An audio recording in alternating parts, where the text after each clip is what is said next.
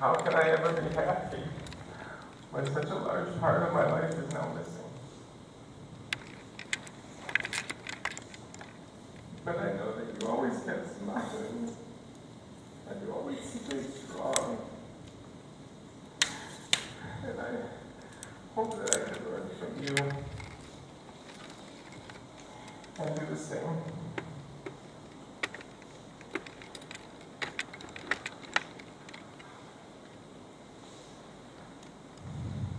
How many parents can say that their 3-year-old son inspires them?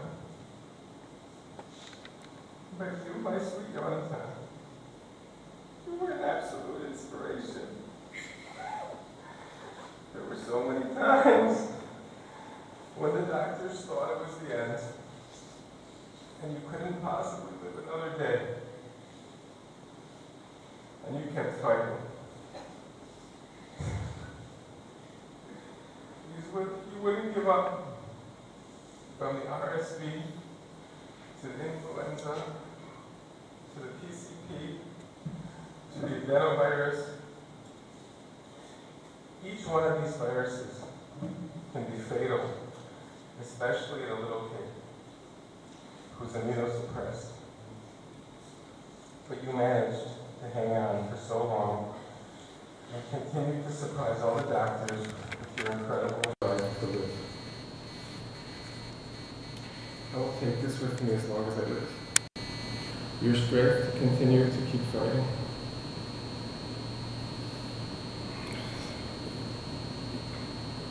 You were the most difficult patient in the PICU for the last 73 days. Yet for some strange reason, the nurses would fight every day over who could take care of you. You made such an impression on them those first few days when you were conscious. And they wanted so badly to do anything they could just to help you get back to the Yonatan that we all knew.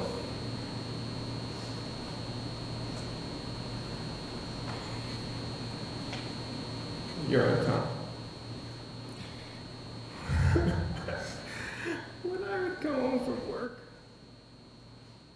the second I opened the door, you jumped off the couch and you would scream, "Abba!" And you ran out to give me the biggest hug.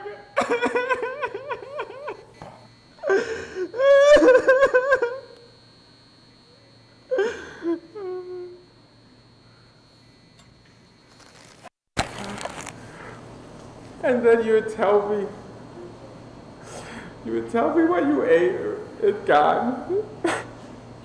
You would tell me all the food that you shared with your friends. And you would tell me what you ate for dinner.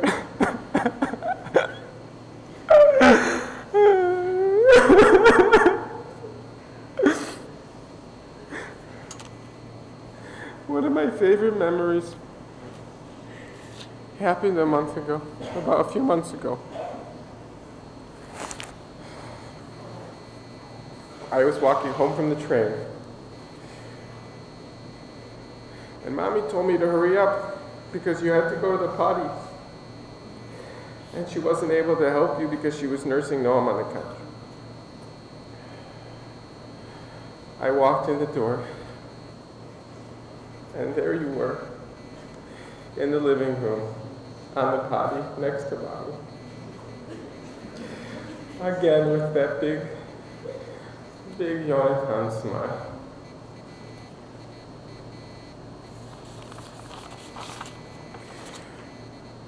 Yonatan, you were so lucky. You had a mommy that would do and did everything she possibly could for you. When it was the autoimmune hemolytic anemia, she took you to all of your appointments, and she had patience for you when you were irritable from the steroids, and she let you sleep in her bed, even though Noam was also there with her. 73 days in the PICU, Every single day, every single night. She wouldn't leave you. She was there for you every single day.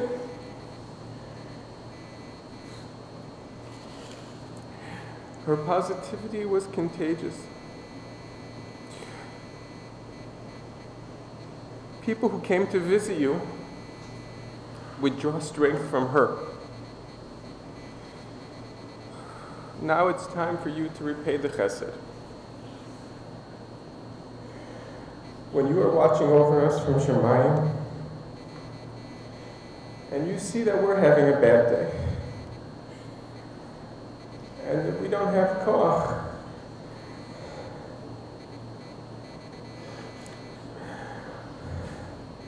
we need you to beg Hashem to give us that koach, that strength, so that we, as parents, can give the guys, your big brothers, Gabi and Amitai, and Noam, the proper childhood that they deserve.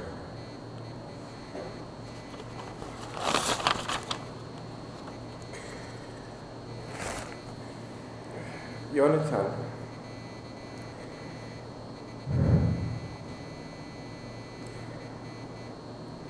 There are so many things I never got a chance to do with you. We never learned Chumash, Mishnayot, or Gemara.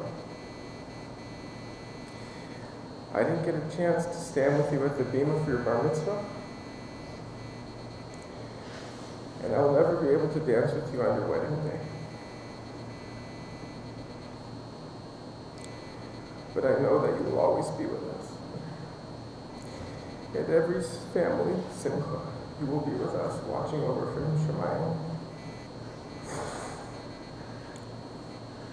In the short time here, you brought so much good to this world. In the past few months, there were people davening and saying Tehillim all over the world. Every city in America, every city in Israel. Thousands of dollars were given to tzedakah. People were working hard not to speak lashon hara. Girls took upon themselves to dress more seriously. People had more kavanah while reciting Asher Yatzar. The list goes on and on.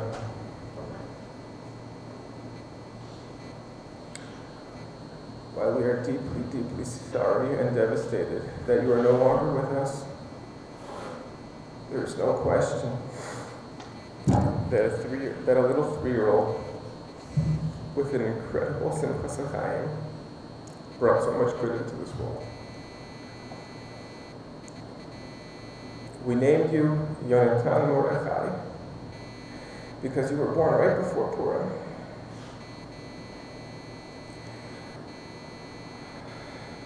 Hashem natan lanu et Mordechai Tzadik. Hashem natan, Hashem lakach. In our case, we wish we could have had you for longer, and we will always miss you. But we were so lucky to have you for the time that we did. I love you, I love you very much.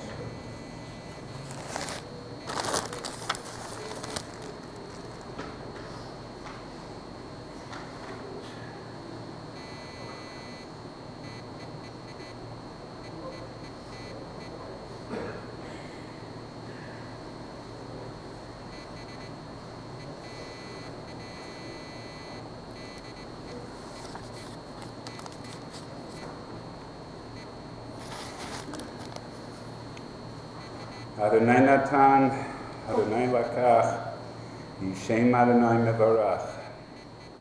Hashem Nasan. God gave us precious Yonatan, a vessel of joy, of song and dance, of happiness, of life, of smiles, of playfulness. When he was an infant, just a few weeks old, and you touched him, he actually giggled. He was so smart, and you could see it at the youngest of ages. With almost all of my grandchildren, I like to play and tease them by taking out their motzetzis and placing the hard plastic part in my mouth, and then I move close to them and let them take it back. Some get a little upset, some look confused, some don't even react. Yonatan would take it from me, put it in his mouth, and then hand it back to me so that we could play again and again. He didn't just walk into a room. He commanded it. When he would get to our house, the door would fly open, slamming against the closet, and he would yell, "Grandma!" Then he would mount one of the bimbas and start flying around the house, crashing into walls and furniture, laughing and laughing. That was one of the hardest parts of watching him these last few months. He was so vibrant and indestructible. David HaMelech wrote about his beloved friend Yonatan, Shaul v'Yonatan hanehavim v'hane'emimim v'chayehem uv'mosam lo nifradu minisharim kalu me'arayot gaveru. Yonatan was beloved and so very pleasant in his life. He was swift as an eagle, always rushing from here to there. He was constant motion, and he was stronger than anyone I have ever seen. He fought and fought and fought beyond anything his doctors and nurses, who themselves were so amazing and caring, believed possible. He was a gibor. Fittingly, as Alicia said, and as we all knew, he was born right before Purim, our greatest time of joy. This package of joy outshone even that day of joy. So he also had the name Mordechai. Ki Mordechai ha-Yehudi mishneh l'melech Achashverosh, v'gadol ha-Yehudim v'ratzui l'rov echav. Doresh tov v'amo v'dover shalom l'chol amo. But Yonatan did even this great tzaddik one better. He was ratzui l'kol echav. There is no one who knew him, who was near him, who was touched by him, who was not captivated and charmed by his personality and pure goodness. But we have been facing the Hashem Lakach for quite a while. To paraphrase David HaMelech again, Tsar li alecha Yonatan, na'amta li ma'od, niflascha avascha li. I am distressed over you, my amazing grandson Yonatan. You were so pleasant to me. Your love was so wondrous to me. Hashem seemed to take away so much from such a perfect neshama, a child who could have grown to change the world, inspire it with his goodness and intellect and spirit and drive. Add to this the question of why would Hashem lakach from parents who themselves personify every Torah value, scrupulous mitzvah observance, they're balei chesed, they're committed to the chinuch of their children, they're a couple who have given of themselves to help bring others closer to HaKadosh Baruch Hu. And as we have all witnessed these last difficult months, they are two people with stronger emunah than we have ever witnessed. Times like these cause us to question, and we are allowed to ask questions, difficult questions. The question we asked over and over and are still asking is why? Why could this have happened?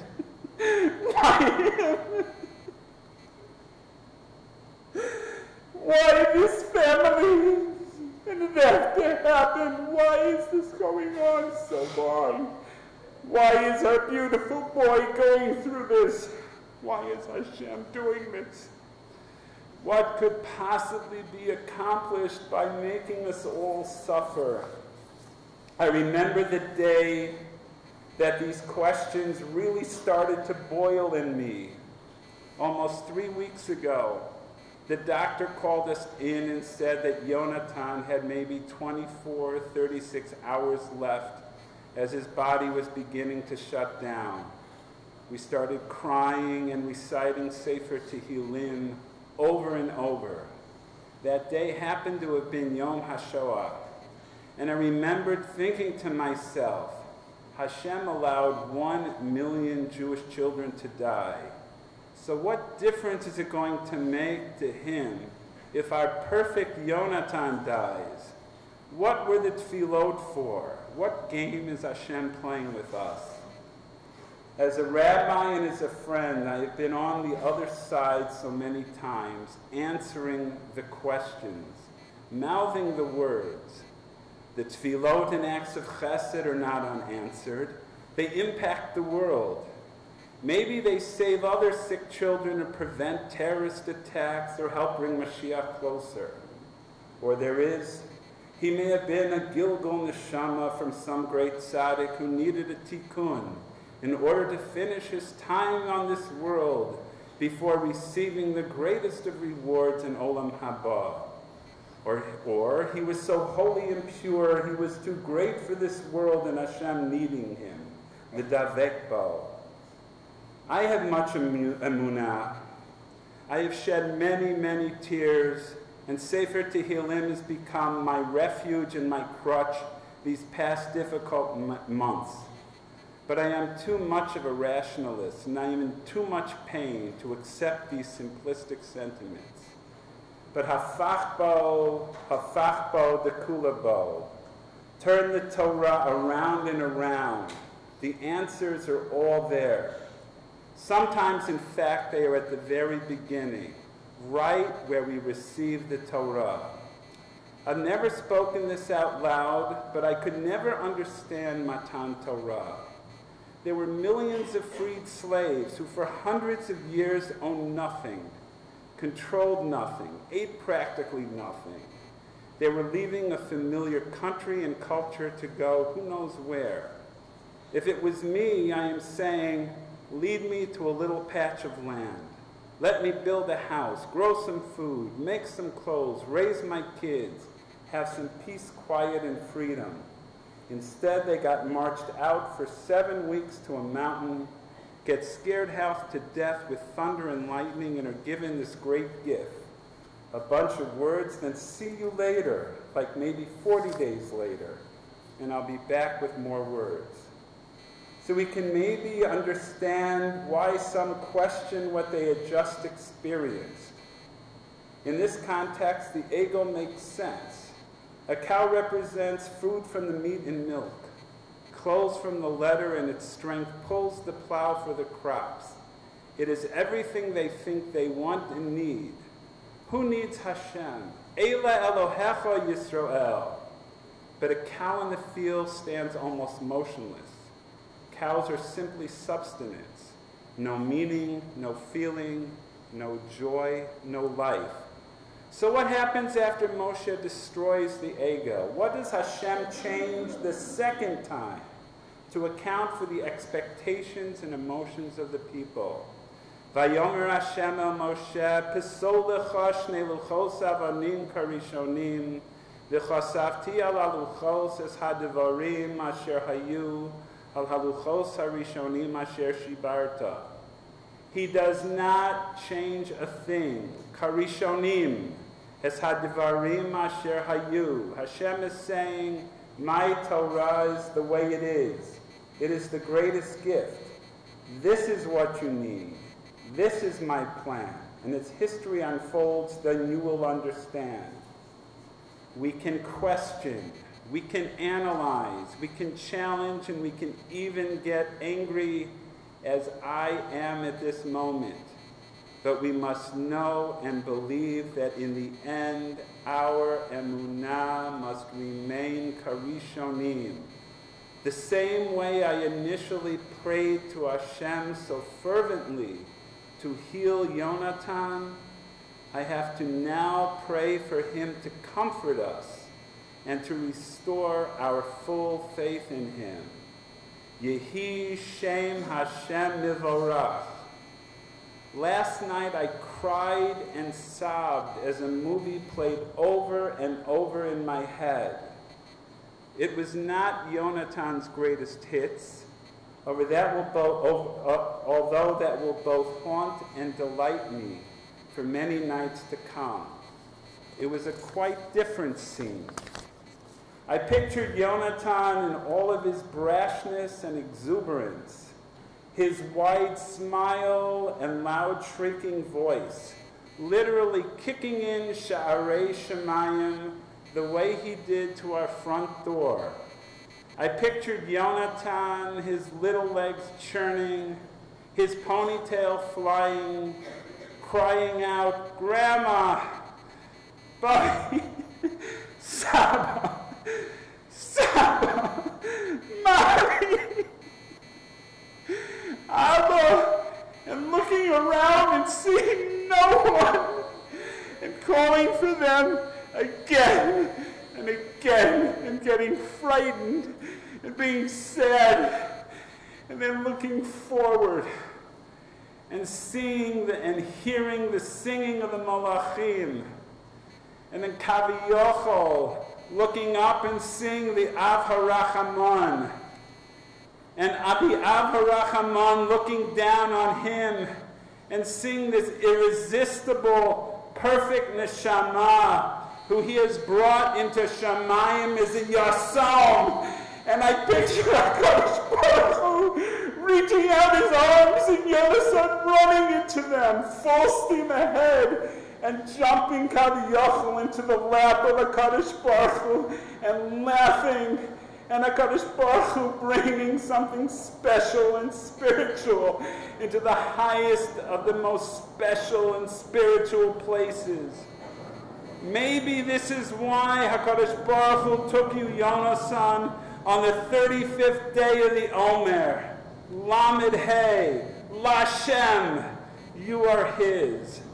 Adonai Natan, Adonai Lakach, Yehi Shem Adonai Mivorach. Yonatan, the most precious of precious.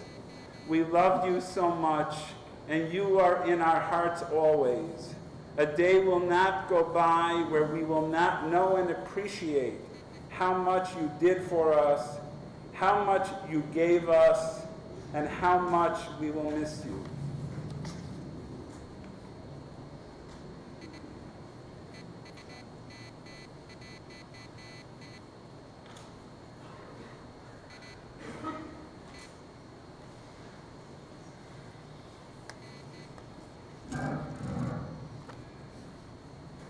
Her first week in the ICU, I bumped into a mom who had been a roommate of ours during a previous hospital visit. When I told her that Yonatan was in the ICU and on a respirator, she told me that her son had been on a respirator and in the ICU a month before, and what got her through it was advice she was given to focus her time in the ICU, planning the Sudat Hoda'ah, to think of a venue, to write her speech, and most importantly, focus on a positive ending. I spent many, many hours sitting on the chair in Yonatan's room, thinking of sentences and paragraphs to make up my speech. On one of our hardest days, one of the many times we thought our battle was lost, I spent the evening after looking at possible venues. It was great advice because it really kept me focused on the ending. It really helped me get through each day, as we always said, one shift at a time. But the truth is, every time I sat to write the speech, I couldn't figure out where to start. How do you begin to describe this experience we were going through? And how to even begin to thank so many people when there were no words to possibly properly thank them? And then one night, after a particularly bad day, I sat down and I wrote the first draft of my speech for the Sudat Hoda'ah. I was so happy afterwards, impressed with what I had written. Alicia's usually the speechwriter in our family. I kept reading it over and over, and it gave me the coffee each day to keep going. I couldn't wait to give the speech. In my speech, I began with the story, because the reason for Svidat Hoda is to say thank you to Hashem. And I wanted everyone to understand what we had been going through in order to understand how thankful we really were. To go through the details of the story at this point seems quite irrelevant. Although we were fortunate to witness many miracles, ultimately we didn't get the ending we wanted. But I had written the thank yous as well, and those I feel are still relevant, because despite the ending, there is so much from this that I really am grateful for. I'll never forget the moment that Yonatan was whisked into the ICU. His condition was slowly deteriorating. He was on a machine to help him breathe, and they decided he needed to be moved to the ICU. We wheeled him in his stroller. He was so happy to be going for a walk. Within seconds, he was propped on the bed, monitor hooked up, IVs connected. He turned to me and asked for something to eat. As I reached in the stroller to give him something, the doctor suddenly appeared. "What's going on? He can't eat. Do you see this machine he's on? Any piece of food you give him is a choking hazard." We looked at her in shock. Did she think we were going to make it through an hour of not feeding Yonatan, a 3-year-old on steroids who spends his days standing in front of the refrigerator giving us shopping lists? We quickly learned that the ICU is its own world, and no one messes with Dr. Sarit. When she says you can't eat, you don't eat. We fought so hard to keep him off the respirator, 6 days of not feeding him. All the nurses and doctors knew him. We put up a screen so we couldn't see anyone in the ICU even holding a piece of food. And we spent the days calling him Dr. Sarit so we could ask, "Can Yonatan have a tomato? Can Yonatan have schnitzel?" And every time she'd come in and talk to him like a person and explain why he couldn't have what it was at the moment he was craving. From the moment we came through her door, she treated Yonatan like he were her own child. 24 hours a day, 7 days a week, she was there for him. I always knew when she was there on days she wasn't supposed to be working, because she would come and sit in his room all day long. And while half asleep in his room at night, I'd hear the on-call doctors on the phone updating her every 2 hours with his blood gases and calling with every question they had. No one touched Yonatan without her permission. No one besides her was allowed to suction, even if he needed it at 2 in the morning. She did anything and everything that could have been done. Knowing he was in her hands comforted us the whole time, because we knew if there was anything that could have been done to save his life, she tried it. He fought so hard, and she continued to help him and support him until the end. Dedicated and devoted aren't strong enough words to describe her. We will forever be grateful that she tried her absolute best. Behind her stands an incredible staff of nurses. Talk about a high-pressure job. Every detail is so important. Taya, Lena, Anna Vered, Segel Deborah, Micheli Fana, Ofra, and Tippy. Only the nurses with at least 15 years of experience were allowed to take care of Yonatan because he was that complicated. We know he was the most challenging in the ward, the patient who took the most amount of time to care for, and yet they all wanted to care for him and did so with a smile.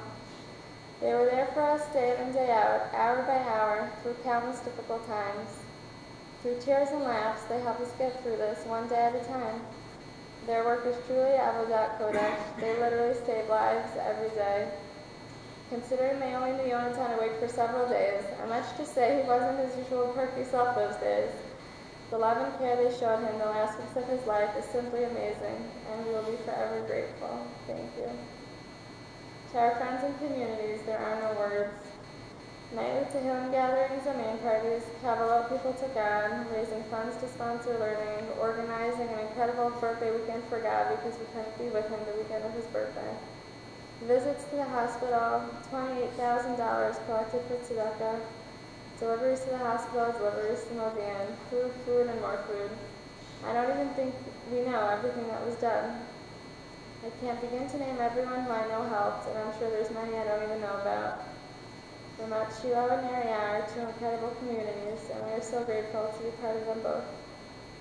And to our family, where do I even begin? We lived in the hospital for weeks, not leaving at all, and my 3 other children were taken in and completely cared for by you all, driving the boys back and forth to school, bathing them, packing lunches, their laundry, meals and bedtime, sticker charts with incentives. Not once did I worry something would get missed or that they wouldn't be okay. The incredible support system you have all provided us is what kept us going through this incredibly difficult period, and I am so grateful. This next period is going to be even harder, but I feel comforted in knowing that I'll have all of you to help us get through. Yonatan, my little partner in crime, I have so many amazing memories and stories. In your too short of a life, you gave us so much joy, and as hard as this is, I wouldn't trade it for the world, because I was so blessed to have had you for the time that I did. Your smile was contagious. Everywhere we went, you made people smile. I'll never forget when we were in the grocery store shopping together, and we were searching the aisles for chocolate coins. His favorite chocolate coins were the chocolate coins that they give out on Hanukkah, because they were parv. So we always used to look for them. After making it through all the candy sections and not finding them, because it wasn't Hanukkah time, it was time to go check out. And then right there, next to the checkout counter, was a huge container of the parv chocolate coins. You began shrieking with excitement, so happy about a bag of chocolate coins. Everyone around us stopped, and when realizing what the shrieks were about, they couldn't help but smile with you. I'm not sure how life will go on without you. You ran our home, had us wrapped around your little fingers. Even Young Yonatan, as you called them the guys, gave into everything you wanted. If there is anything I ever did to you, didn't get you strawberries fast enough, forced you to take a bath when a few days had passed, I hope you will forgive me. I always had your best intentions in mind. I love you more than anything else in the world, and you will always be with us.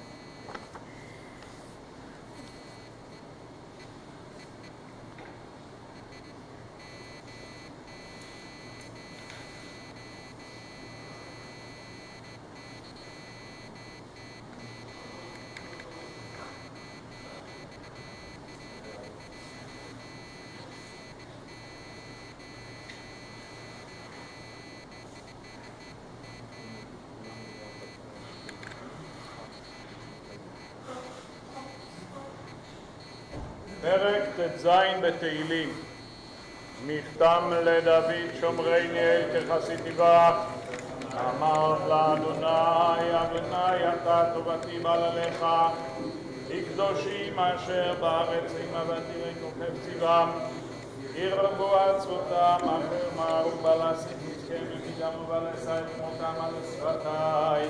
אדוני מנת חלקי וחוסי אתה תומך גורלי. אבל אם נעמדו לי בנעימים נפשה שפרה עלי. אברך את אדוני אשר יעצני אפילו כיסוני כליותי. קיוויתי אדוני לנגדי תמיתי מיני בלבו. כלפי נשמה תמידי רגל כותי הבשרי שלא לבטה. לא תעבוד נפשי לשקול ולא תיתן חסדך לראות שחר. תודיעני אורח חיים סובס מכות את פניך תימור וימינתך נצח.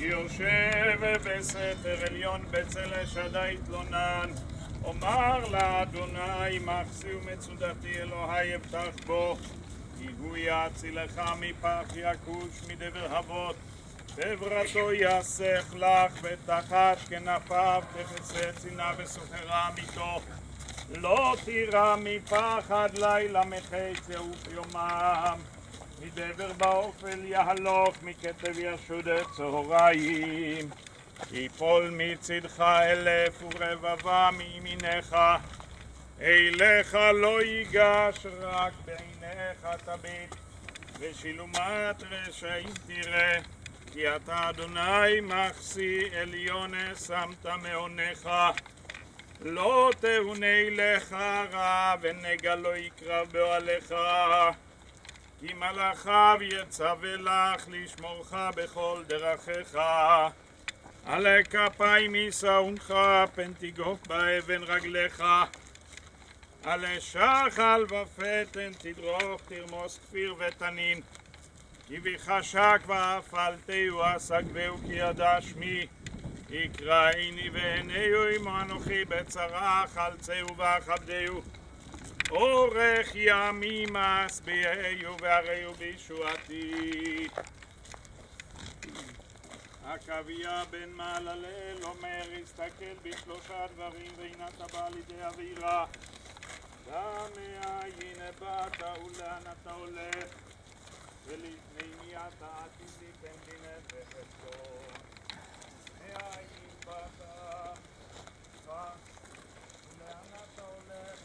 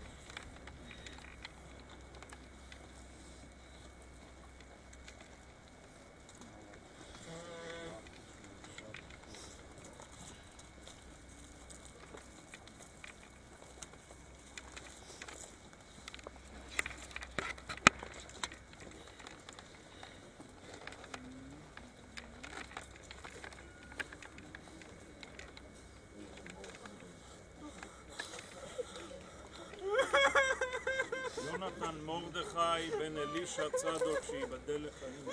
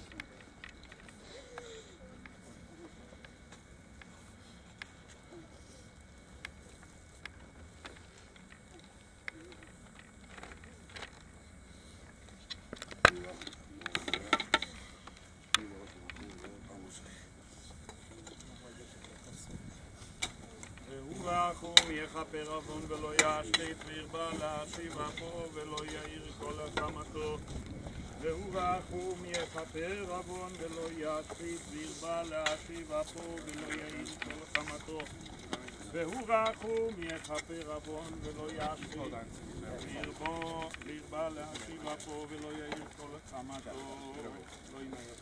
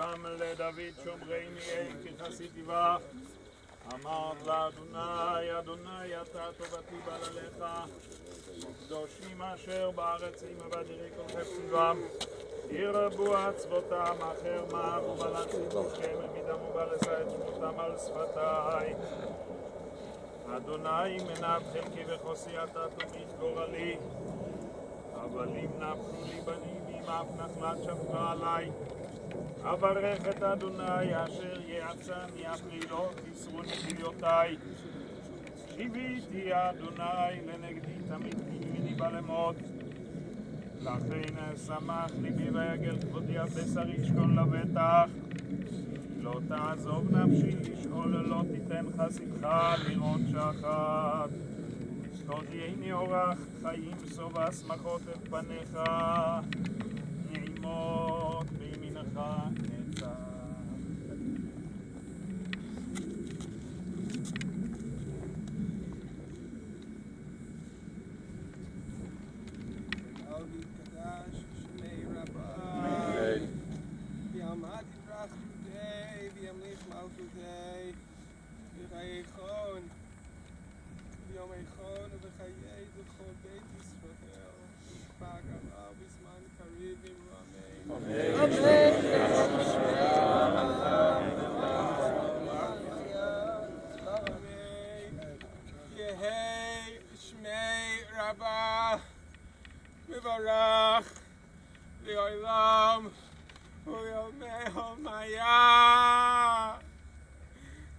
יתברך, וישתבח, ויתפאר, ויתרומם, ויתנשא, ויתהדר, ויתעלה, ויתהלל, שמי דקודשו בריחו, לעילו, עם כל ברכתה ושירתה, תשבחתה ונחמתה, ואמירן בעלמה, ואמרו אמן.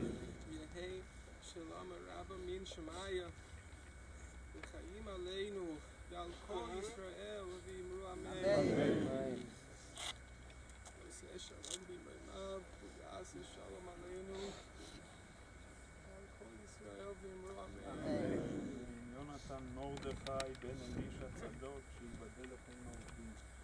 בשם החברה הקדישה, בשם המשפחה, הקרובים, הידידים והמלווים, אני מבקשים ממך סליחה ומחילה שמחס וחלילה פגענו בכבודך הן בטהרה ובעשיית המידה ובתקנות ואנו סלח לנו כאין זו אלא שגגה. החברה הקדישה נהגה איתך כמנהגי ירושלים עיר הקודש.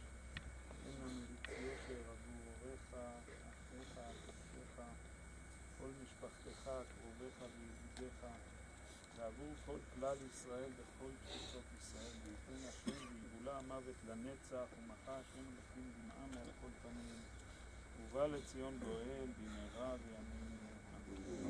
לך לשלום, לך לשלום, תנוח בשלום ותעמוד לגורלך בחיי הימים. כשנצא מחוץ לחלקה באזור הכביש נעשה 2 שורות גברים לניחום אבלים לאבא. את האמא מנחמים ללישורה.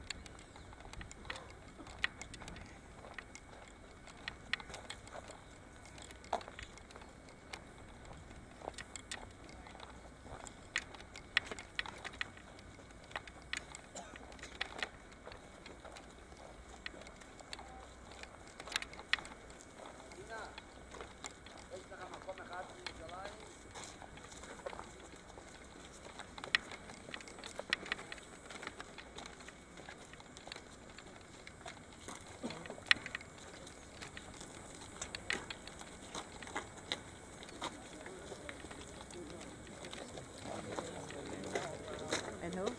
And you have one spot after? Yeah, that's one.